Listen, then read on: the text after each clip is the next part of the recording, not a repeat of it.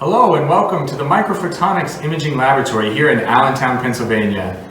We're happy to have you with us today. Each month we're going to be going through some new tips and tricks videos to help you get the most out of your SkyScan Micro CT instrument. Let's go ahead and jump into this month's tip. Hello and welcome to this month's installment of the Microphotonics Tip of the Month series.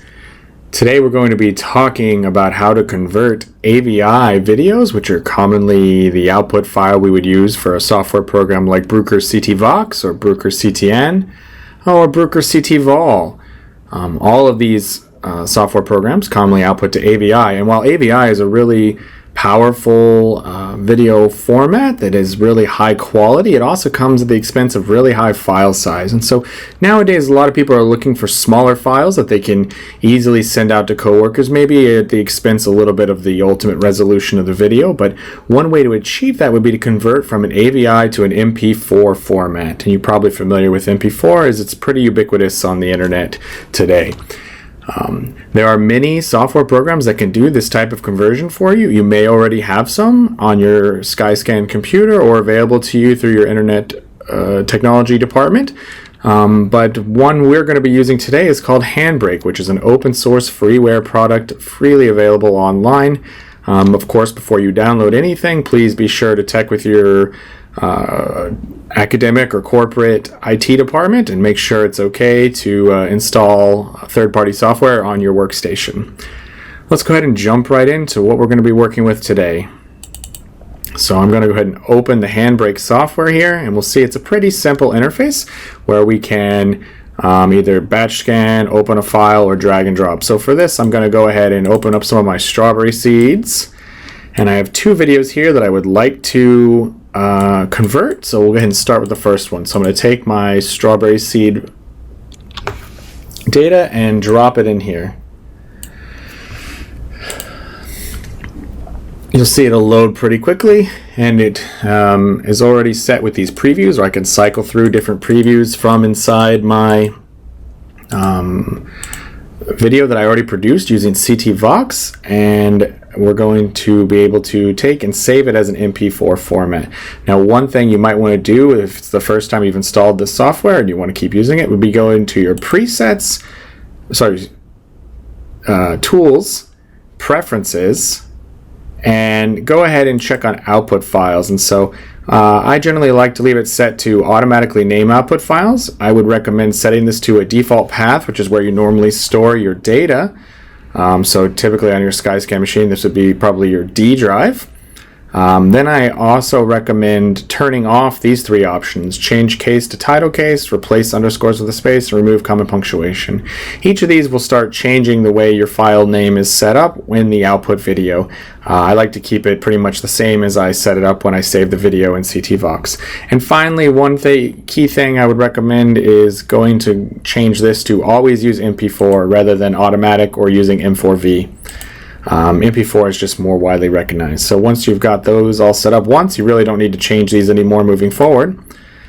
Now we're ready to start exploring how do we convert this video. So the first thing I want to do is go ahead and select where I want to output it to. Right now it's going to go straight into the general path that I directed it, but it's not really going in any folder that I would want to store it in. So instead I'm going to go browse, I'm going to go to my desktop and find videos to convert, which is where I want it to go. Now, it does append this little -1. If you want to keep that, you can. I'm going to go ahead and delete mine.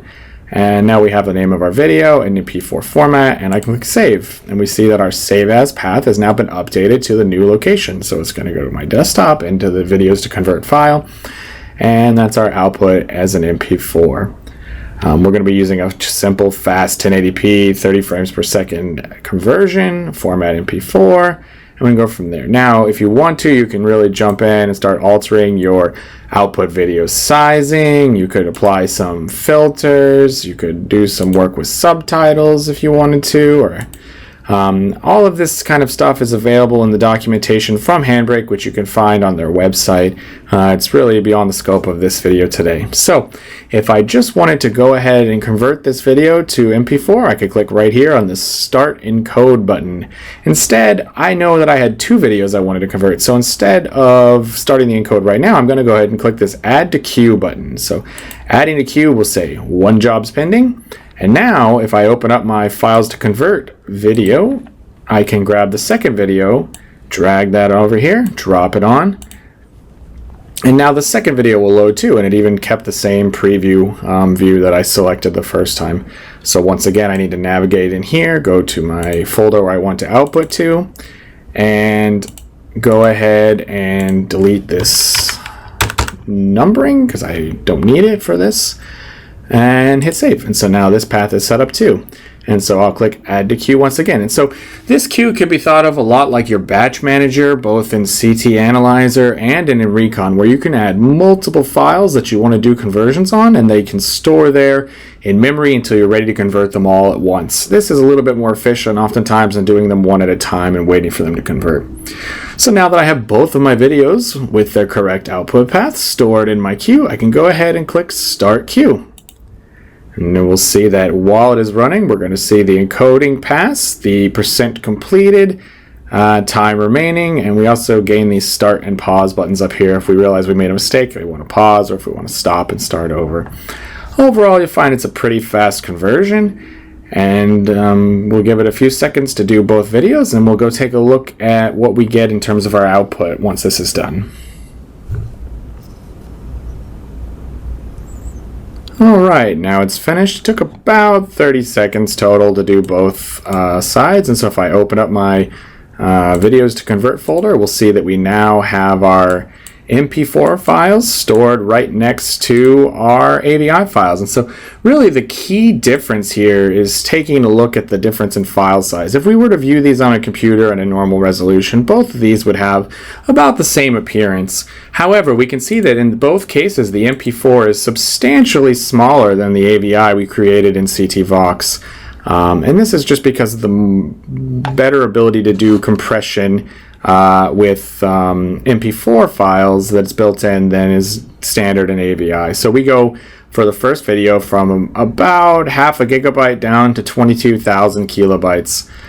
Similarly, another half a gigabyte here down to 16,000 kilobytes in this conversion. So you can see how MP4 files would be a lot easier to transfer around your organization if you're not really worried about having the maximum resolution on your videos. Since when we're viewing most of these on a screen anyway, it doesn't make a big difference in our appreciation of the data set.